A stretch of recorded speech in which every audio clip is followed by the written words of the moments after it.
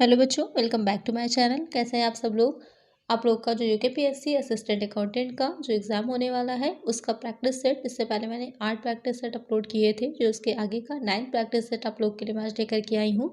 अगर आपने वो प्रैक्टिस सेट नहीं लगाया है, काफ़ी इंपॉर्टेंट क्वेश्चन है, काफ़ी डिटेल में मैंने उसे एक्सप्लेन किया है, तो आप लोग उसे भी देख लीजिएगा। उसका लिंक आपको इस वीडियो के डिस्क्रिप्शन में मिल जाएगा उन वीडियोज़ का, जिसकी एक अलग प्ले बनी है, तो आप आसानी से उन्हें देख सकते हैं, उसको भी सॉल्व कर लीजिएगा। आइए वीडियो शुरू करते हैं, जिसमें कुछ इंपॉर्टेंट क्वेश्चंस आज भी आप लोग के रहेंगे। लेकिन वीडियो शुरू करने से पहले क्या करना है, आपको वीडियो को लाइक करना है। चैनल को अगर सब्सक्राइब नहीं किया है तो जल्दी से चैनल को सब्सक्राइब कर दीजिए और फ्रेंड्स के साथ वीडियो को शेयर भी कर दीजिएगा। आइए शुरू करते हैं। पहला क्वेश्चन हो जाएगा, who has given the formula. यहाँ पर एक फार्मूला दे रखा है, P is equal to D upon K E minus G, determining dividend policy. लाभांश नीति निर्धारण का एक आपका फार्मूला दे रखा है। आपको बताना है कि ये फार्मूला किसका है, मोदिग्लानी मिलर का, जेम्स ई वाल्टर का, मैरून गॉर्डन का, या फिर डेविड डूरेंट का। तो आपने पढ़ा होगा लाभांश जो नीति होती है उसके कई फार्मूलाज आपने पढ़े होंगे, तो उसी में ही ये फार्मूला भी है जो आपका दे रखा है। तो आपको बताना है कि ये किसका है। तो ये किसका फार्मूला हो जाएगा, ये होगा गार्डन का फार्मूला। तो जितने भी फार्मूलाज हैं आप लोग एक बार देख लीजिएगा अच्छे से। कोई भी आपसे क्वेश्चन में पूछ सकता है, वाटर का भी आ सकता है, मोदिग्लानी का भी आ सकता है, तो आप लोग एक बार उसे अच्छे से देख लीजिएगा। क्वेश्चंस पे भी पूछ सकता है, न्यूमेरिकल सॉल्व करने के लिए भी दे सकता है, या फिर आप लोगों का डायरेक्ट फार्मूला दे देगा, पूछेगा कि किसका फार्मूला है। या कभी कभी मैचिंग में भी पूछ सकता है कि सामने फार्मूला लिखा होगा, इधर जो है वो ये लिखा होगा कि किसने प्रतिपादित किया था, किसका फार्मूला है। तो आप लोग को क्या करना होगा, मैच करके भी बताना होगा। तो जब आप लोग को अच्छे से याद होगा कि कौन सा फार्मूला किसका है, तभी आप आसानी से उसको सॉल्व कर ले जाएंगे। तो यहाँ पर करेक्ट आंसर क्या हो जाएगा, करेक्ट आंसर होगा ऑप्शन सी। नेक्स्ट क्वेश्चन लेते हैं। नेक्स्ट क्वेश्चन है, टेस्ट चेकिंग रिड्यूसेस द। परीक्षण जांच कम करती है work of an auditor, liability of an auditor, both A and B, none of the above. तो आपको बताना है जो परीक्षण जांच की जाती है किसमें की जाती है, जो अंकेक्षण होता है, ऑडिटिंग होती है, तो वहाँ पर जो टेस्ट चेकिंग की जाती है, टेस्ट चेकिंग में क्या होता है कि जितने भी ट्रांजेक्शन्स होते हैं, जो भी बुक्स में रिकॉर्ड्स होते हैं, सबको चेक नहीं किया जाता है। उसमें से कुछ रिकॉर्ड्स को अलग कर लिया जाता है, उसके बाद उन्हें चेक किया जाता है और ये देखा जाता है कि अगर वो एक्यूरेट हैं, वो सही हैं, तो जितने भी रिकॉर्ड्स रखे गए हैं वाकई भी सही होंगे। तो वो हो जाती है परीक्षण या फिर टेस्ट चेकिंग कहलाती है। तो उससे क्या फ़र्क पड़ता है या उसका क्या इफेक्ट होता है, तो यहाँ पर आपको जो दे रखे हैं ऑप्शन कि अंकेक्षक के कार्य को कम कर देगी या फिर अंकेक्षक के दायित्व को, या फिर दोनों को। तो कार्य को कम करती है लेकिन दायित्व को कम नहीं करती है। ये दायित्व अंकेक्षक का उतना ही रहेगा, हाँ कार्य उसका कम हो जाता है, जिससे कि उसे सारे रिकॉर्ड्स को चेक करना नहीं पड़ता। तो करेक्ट आंसर क्या हो जाएगा, ऑप्शन ए। अक्सर जो है आपके क्वेश्चंस में जब ए एंड बी बोथ दे रखा होता है तो हम लोग क्या होते हैं, कन्फ्यूजन में बोथ लगा देते हैं, लेकिन हम ज़रूरी नहीं होता कि हर आंसर में आप हर क्वेश्चन में आपका बोथ ही करेक्ट हो। यहाँ पर क्या करेक्ट होगा, ऑप्शन ए। इसके अलावा अगर ऑडिटिंग के और भी क्वेश्चन आप लोग को सॉल्व करने हैं तो अलग से भी वीडियोस पढ़ी हैं ऑडिटिंग की, जिसमें आप लोग को ऑडिटिंग के बहुत से क्वेश्चन अलग अलग चैप्टर से मिल जाएंगे। उसका लिंक मैं इस वीडियो के डिस्क्रिप्शन में दे दूंगी, प्लेलिस्ट है पूरी, तो वो आप लोग देख लीजिएगा, तो आपके अच्छे से ऑडिटिंग के सारे क्वेश्चन तैयार हो जाएंगे, जो भी आपका सिलेबस है। नेक्स्ट क्वेश्चन लेते हैं। नेक्स्ट क्वेश्चन है, formula for operating leverage is. परिचालन लेवरेज का सूत्र है। यहाँ पर आपको बताना है कि लेवरेज 3 तरह के होते हैं, ऑपरेटिंग हो जाता है, फाइनेंसिंग होता है और कंबाइंड होता है। कंबाइंड तो जो निकाला जाता है ऑपरेटिंग और फाइनेंसिंग को ही मल्टीप्लाई कर दीजिए तो आपका कंबाइंड वाला निकल आता है। तो ऑपरेटिंग लेवरेज का फॉर्मूला क्या हो जाएगा, EBIT upon PBT, C upon EBIT, BEP upon EBIT, या फिर नन ऑफ द अबव। तो क्या हो जाता है ऑपरेटिंग लेवरेज का फॉर्मूला, आपको पता ही होगा, C अपॉन EBIT, यानी कि ऊपर कंट्रीब्यूशन रहता है और नीचे क्या आ जाता है, EBIT आ जाता है। तो करेक्ट आंसर क्या हो जाएगा हमारा, ऑप्शन बी। नेक्स्ट क्वेश्चन लेते हैं। नेक्स्ट क्वेश्चन है, a citizen of India who goes abroad for the purpose of employment he must stay in India to become resident at least. एक भारतीय नागरिक जो गत वर्ष में रोजगार हेतु विदेश जाता है, उसे निवासी होने के लिए भारत में कम से कम ठहरना होगा। यानी आपको यहाँ पे ये बताना है कि भारत में उस व्यक्ति को निवासी होने के लिए कम से कम कितने दिन रुकना होगा। तो आपने जो आधार शर्तें और अतिरिक्त शर्तें पढ़ी होंगी, तो उसी से ही समझ लियो क्वेश्चन है यहाँ पर। तो कितना, 182 दिन, 90 दिन, 60 दिन, या फिर 180 दिन। तो आपने आधार शर्तों में पहली आधार शर्त पढ़ी होगी कि उसे जो प्रीवियस होता है कम से कम वहाँ पर 182 डेज रहना होता है भारत में, 182 दिन। यहाँ पे एक चीज़ ध्यान रखिएगा कि लगातार 182 दिन रहना ज़रूरी नहीं है, हो सकता है वो एक मंथ में आए। सपोज कर लीजिए वो जुलाई में आया, उसके बाद फिर एक महीना रह करके चला गया, उसके बाद फिर अक्टूबर में आया, 2 महीने रहा, फिर चला गया, फिर दिसंबर में आया। तो इस तरह से रह सकता है, ज़रूरी नहीं है कि लगातार ही रहे। टोटल उसके जो इंडिया में हो रहा है वो 182 दिन होना चाहिए। तो करेक्ट आंसर क्या हो जाएगा, ऑप्शन ए। नेक्स्ट क्वेश्चन है, in which section of Indian Contract Act a contract without consideration is void. भारतीय अनुबंध अधिनियम की किस धारा के अंतर्गत प्रतिफल के बिना किया गया ठहराव क्या हो जाता है, व्यर्थ हो जाता है। Section 25, section 10, section 23, section 2 subsection D. अब आपको बताना है कि कौन सी धारा है जिसमें प्रतिफल क्या होता है, किसी भी कॉन्ट्रैक्ट के लिए कंसिडरेशन क्या होता है, बहुत ही इंपॉर्टेंट होता है। एक व्यक्ति होता है जो कि प्रपोजल रखता है, प्रस्ताव रखता है, दूसरा व्यक्ति क्या करता है, उसको एक्सेप्ट करता है, स्वीकार करता है, तो वो क्या बन जाता है, प्रॉमिस बन जाता है। और जो वचनों का समूह होता है वो क्या कहलाता है, वो हो जाता है हमारा ठहराव। वही ठहराव, वही एग्रीमेंट जो लॉ के अकॉर्डिंग क्या होता है, प्रवर्तनीय होता है, वो क्या बन जाता है, हमारा अनुबंध बन जाता है। तो यहाँ पर क्वेश्चन आपसे पूछ रहा है कि अगर कोई भी ऐसा ठहराव किया गया है जिसमें कि कोई कंसिडरेशन नहीं है, फैसला बहुत इंपॉर्टेंट है, दोनों ही पक्षकार जो है, दोनों ही पार्टीज हैं, उनको कुछ ना कुछ मिलना जरूरी है। अगर नहीं मिल रहा है तो क्या है, वो अनुबंध नहीं माना जाएगा। तो यहाँ पर जो पूछ रहा है कि इस धारा के अंतर्गत इस तरह का अनुबंध क्या होगा, व्यर्थ होगा, तो वो हो जाती है। तो भारतीय अनुबंध अधिनियम की जो धारा 25 है उसमें कहा गया है कि बिना प्रतिफल के कोई भी जो अनुबंध किया जाता है, ठहराव किया जाता है, वो क्या हो जाएगा, व्यर्थ हो जाएगा। तो यहाँ पर करेक्ट आंसर हो जाएगा ऑप्शन ए। नेक्स्ट क्वेश्चन है, internal auditor is appointed by. आंतरिक लेखा परीक्षक की नियुक्ति की जाती है जो किसी भी कंपनी में, किसी भी ऑर्गेनाइजेशन में, इंस्टीट्यूट में जो या फिर एकल व्यवसाय है, तो वहाँ पर अगर इंटरनल ऑडिटर रखा जाता है तो उसकी नियुक्ति कौन करता है, board of directors, share holders, central government या फिर कंपनी सेक्रेटरी। तो यहाँ पर जो इंटरनल ऑडिटर होता है उसकी नियुक्ति की जाती है, जो बोर्ड ऑफ डायरेक्टर होते हैं, संचालक मंडल होता है, उसके द्वारा की जाती है। तो करेक्ट आंसर क्या हो जाएगा, ऑप्शन ए। नेक्स्ट क्वेश्चन है, ह्यूमन रिसोर्स मैनेजमेंट इंक्लूड्स। मानव संसाधन प्रबंध में सम्मिलित है recruitment, selection, training, all of the above. Human resource management HRM आप लोगों ने पढ़ी होगी, तो उसमें क्या चीज़ें आ जाती हैं, तो उसमें ये तीनों ही चीज़ें आती हैं। ह्यूमन रिसोर्स मैनेजमेंट क्या होता है, ये देखना कि किसी भी ऑर्गेनाइजेशन में, किसी संस्था में, किसी कंपनी में कितनी ह्यूमन रिसोर्स की आवश्यकता है, उसको या भविष्य में कितने की आवश्यकता होगी, या करंट में कितनी आवश्यकता है, किस तरह से उसको हम जो है प्राप्त करेंगे, उसकी पूरी एक योजना बनाई जाती है, प्लानिंग की जाती है, फिर रिक्रूटमेंट निकाली जाती है, फिर सिलेक्शन होता है, फिर उनको ट्रेनिंग दी जाती है।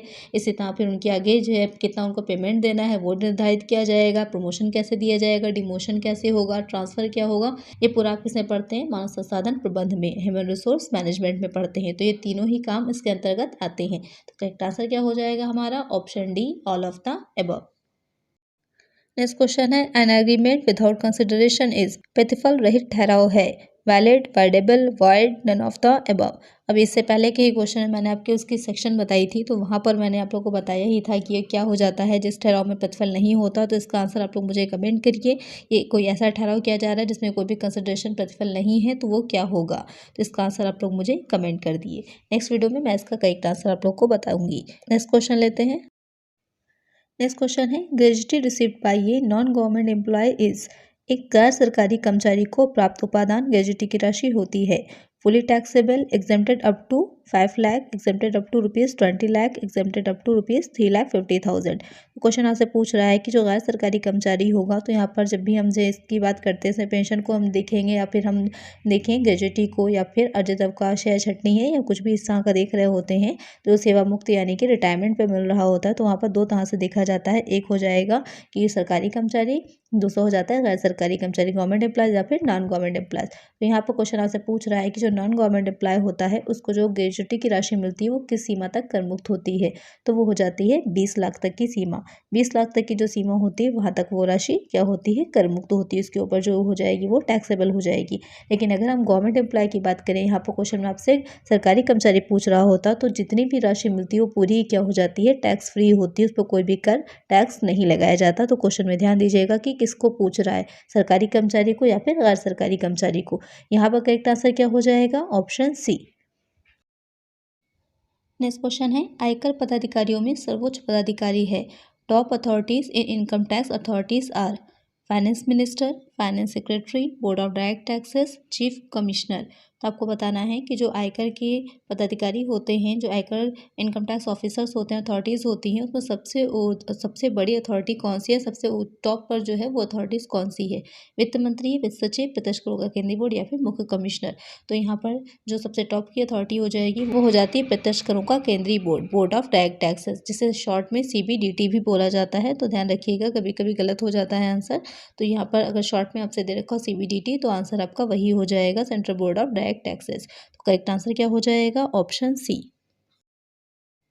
नेक्स्ट क्वेश्चन है the term fund as used in fund flow analysis mean कोष प्रवाह विश्लेषण में प्रयुक्त जो कोष शब्द है उसका क्या अर्थ होता है आपको बताना है।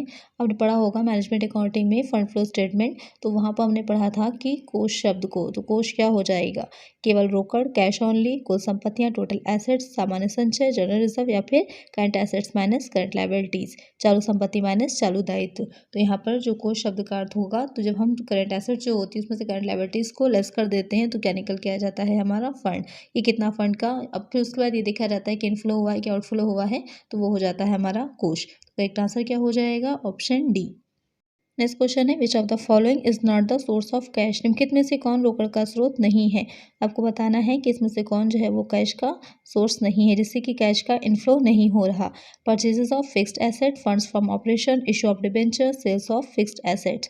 तो यहाँ पर अगर हम बात करें सेल्स ऑफ फिक्स्ड एसेट्स, यानी कि अगर हम स्थायी संपत्तियों को विक्रय कर रहे हैं तो उससे क्या हो रहा है, कैश हमारे जो बिजनेस है उसमें आएगी। हम कुछ बेचेंगे, कोई भी स्थायी संपत्ति को अगर हम सेल करेंगे तो उससे क्या होगा, हमारे पास कैश आएगी। पत्रों का अगर हम निर्गमन करेंगे, डिबेंचर्स को इशू करेंगे तो भी क्या होगा, कैश का इनफ्लो होगा। संचालन से कुछ फंड फ्रॉम ऑपरेशन, तब भी क्या हो रहा है कि वो जो रोकड़ है या कैश है वो आ रहा है संस्था में। लेकिन अगर हम स्थायी संपत्तियों का क्रय कर रहे हैं, परचेस कर रहे हैं, तो परचेस क्या हो जाएगा, तो वहाँ पर हमारा कैश जाएगा। कोई भी संपत्ति हम खरीदेंगे तो उसके बदले में कैश देंगे ही ना। तो यहाँ पर आपसे कह रहा है कि स्थायी संपत्तियों का क्रय किया जा रहा है, तो यहाँ पर क्या होगा, कैश का ये सोर्स नहीं है, ये क्या हो जाएगा, ये कैश का अप्लीकेशन हो जाएगा। तो करेक्ट आंसर क्या हो जाएगा हमारा, ऑप्शन ए। नेक्स्ट क्वेश्चन है in case of non agreement of trial balance the amount temporary put to, तलपट के ना मिलने की राशि को अस्थायी रूप से रखा जाता है। आपने जब ट्रायल बैलेंस बनाया होगा, फाइनेंशियल अकाउंटिंग में हम बनाते हैं ट्रायल बैलेंस को, तो ये देखना होता है कि दोनों साइड इक्वल आ रहे हैं या नहीं, डेबिट और क्रेडिट साइड। तो वहाँ पर अगर आपका दोनों साइड इक्वल नहीं आ रहे होते हैं तो जो डिफरेंस निकलता है उसको जिस अकाउंट में डालते हैं वो क्या होगा, स्टॉक अकाउंट में, debit debtors account, creditors account या फिर सस्पेंस अकाउंट। आपको याद होगा कि वहाँ पर जो डिफरेंस होता है उसको हम सस्पेंस अकाउंट में डालते हैं, उच्चंत खाते में डालते हैं। तो करेक्ट आंसर क्या होगा हमारा, ऑप्शन डी। नेक्स्ट क्वेश्चन है कम्युनिकेशन इज ए, संचार है एक मार्गी प्रक्रिया, दो मार्गी प्रक्रिया, तीन मार्गी या फिर चार मार्गी। आपको बताना है कम्युनिकेशन क्या है, one way process, two way process, three way process या फिर फोर वे प्रोसेस। तो कम्युनिकेशन क्या कहा जाता है, ये कहा जाता है दो मार्गी प्रक्रिया यानी कि टू वे प्रोसेस। एक होता है सेंडर, दूसरा हो जाता है रिसीवर, यानी कि एक जो होगा वो मैसेज को भेजने वाला, दूसरा क्या होगा, मैसेज को प्राप्त करने वाला। एक व्यक्ति जो कि कोई इन्फॉर्मेशन देना चाहता है, दूसरे व्यक्ति जो कि उस इन्फॉर्मेशन को रिसीव करेगा। तो क्या हो जाएगा, ये टू वे प्रोसेस है। तो करेक्ट आंसर क्या होगा हमारा, ऑप्शन बी।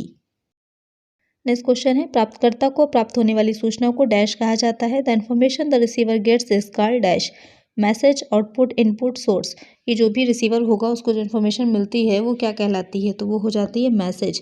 काफ़ी इजी सा क्वेश्चन है लेकिन बच्चे इसमें अक्सर कंफ्यूज हो जाते हैं। तो क्या मिलता है, वो हो जाता है, ना ही आउटपुट होता है ना ही कोई सोर्स है, वो हो जाता है मैसेज। जो भी जो सेंडर भेजता है वो मैसेज ही तो भेजता है, तो वो क्या मिलेगा, रिसीवर को मैसेज मिलता है। तो करेक्ट आंसर क्या हो जाएगा, ऑप्शन ए। नेक्स्ट क्वेश्चन है the scope of which is wider, किसका क्षेत्र व्यापक होता है, internal control, internal checking, internal audit, none of the above. यहाँ पर बताना है कि किसका क्षेत्र व्यापक है, आंतरिक नियंत्रण का, आंतरिक निरीक्षण का, आंतरिक अंकेक्षण का, उपरोक्त में से कोई नहीं। तो यहाँ पर जो जिसका क्षेत्र ज़्यादा बड़ा हो जाएगा वो हो जाता है आंतरिक निरीक्षण, इंटरनल चेकिंग। जो इंटरनल चेकिंग होती है उसमें इंटरनल कंट्रोल और इंटरनल ऑडिट दोनों ही आ जाता है। इंटरनल चेकिंग में ही क्या करते हैं, हम आंतरिक नियंत्रण भी करते हैं और आंतरिक अंकेक्षण भी करते हैं। आंतरिक अंकेक्षण के माध्यम से ये पता चल जाता है हमें कि कहाँ कहाँ पर कौन कौन सी वेस्टेज हो रही है या कहाँ पर ढंग से कार्य नहीं किया जा रहा है, कहाँ छल कपट है या फिर गलत आंकड़े दिखाए जा रहे हैं, ये हमें पता चल जाता है। तो फौरन ही क्या करते हैं, हम उस पर कंट्रोल कर लेते हैं। तो यहाँ पर करेक्ट आंसर क्या हो जाएगा, option B, internal checking. Next question है a brief explanation of the transaction is called, लेन देन की संक्षिप्त व्याख्या को कहते हैं समराइजिंग, पार्टिकुलर, नरेशन, इन्फॉर्मेशन। जब आप किसी भी जो ट्रांजैक्शन है उसको संक्षिप्त रूप में दिखाते हैं तो कहा जाता है, जो अकाउंट्स हम लोग बना रहे हैं तो संक्षिप्त रूप में ही तो हम दिखा रहे होते हैं उन आंकड़ों को एक साथ, जिससे कि आसानी से हम उसे समझ सकें और ये पता चल जाए कि किसका कितना बैलेंस बाकी है, कितना किसका बैलेंस शेष है। जो बैलेंस शीट बना रहे होते हैं वो भी तो एक समरी ही होती है, पूरे जो वर्ष के लेन देन हमने किए होते हैं, जो अकाउंट्स रखे होते हैं उन सबकी, क्योंकि खातों का जो अंतिम बाकी होती है, जो बैलेंस होता है उसी से तो बनाया जाता है जो हमारी बैलेंस शीट होती है। तो उसमें क्या होता है कि हम एक समराइज पूरी थ्योरी, एक समराइज स्टोरी पता चल जाती है हमको उस वर्ष में कि क्या उस जो की जो व्यवसाय है, बिजनेस, उसकी क्या स्थिति है, किस स्टेज पर है वो। तो हो जाता है आपका संक्षिप्तीकरण, समराइजिंग। तो करेक्ट आंसर क्या होगा हमारा, ऑप्शन ए। नेक्स्ट क्वेश्चन है डैश वित्तीय लेखांकन का क्षेत्र है। Dash is the scope of financial accounting. Data का संग्रह और प्रसंस्करण, डेटा का सत्यापन और अंकेक्षण, डेटा का प्रकाशन, उपरोक्त सभी। यहाँ पर आपको बताना है जो फाइनेंशियल अकाउंटिंग होती है उसका स्कोप क्या है, उसका क्षेत्र क्या है। डाटा का जो कलेक्शन और प्रोसेसिंग किया जाता है, वेरीफाइंग और ऑडिटिंग की जाती है और पब्लिशिंग किया जाता है। तो ये तीनों ही चीज़ें क्या होती हैं, फाइनेंशियल अकाउंटिंग के क्षेत्र में आ जाती हैं। डेटा को संग्रहित भी किया जाता है। सबसे पहले क्या होता है, जो बुक कीपिंग की जाती है, फिर जर्नल बनाया जाता है, उसके बाद हम वेरीफाई भी करते हैं डेटा को और फिर पब्लिश भी करते हैं। तो करेक्ट आंसर क्या हो जाएगा हमारा, option D, all of the above. एक डैश को मूल संपत्ति के रूप में भी संदर्भित किया जा सकता है। A dash can also be refer to as a tangible asset, liquid asset, fixed asset, current asset, other asset. बहुत ही इजी सा क्वेश्चन है। ये किसे जो है टैंगेबल एसेट भी कहा जाता है, मूर्त संपत्ति कहा जाता है। तो वो हो जाती है फिक्स्ड एसेट। जो अचल संपत्ति होती है उसको ही मूर्त संपत्ति भी कहा जाएगा। तो करेक्ट आंसर क्या हो जाएगा हमारा, ऑप्शन बी।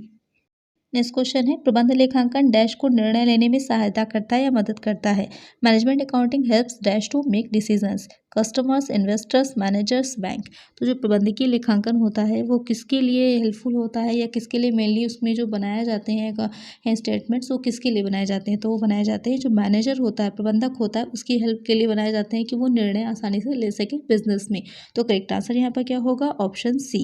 ये प्रबंध लेखांकन प्रबंधक को निर्णय लेने में सहायता करता है या मदद करता है।